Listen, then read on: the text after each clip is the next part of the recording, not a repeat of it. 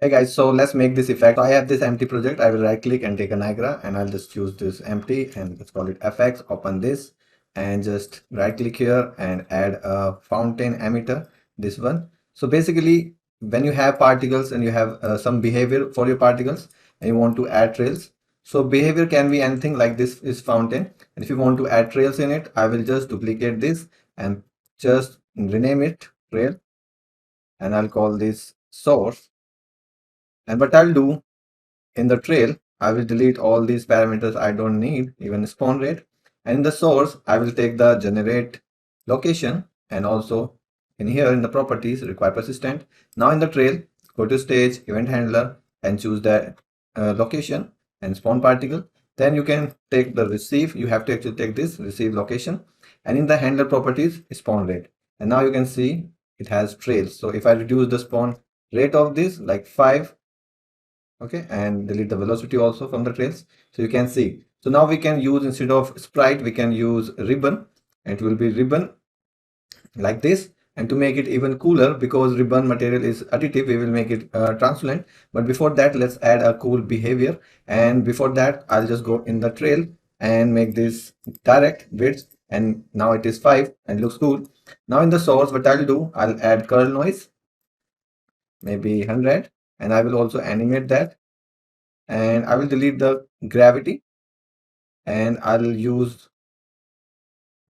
less velocity and high curl noise, and see, this looks now cool. And now we can change the color of our trail, and I'll use the curve, and let's take this hot orange to maybe almost red, and then I'll go with purple, and then last is black. So it will not make it black because this is translucent, but it's making just that, and we can see.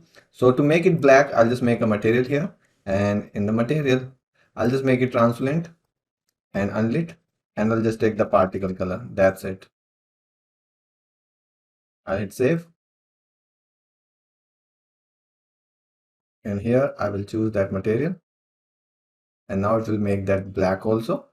See, and these points we can make these a single color, maybe hot, and size maybe just 6, and I don't need mass.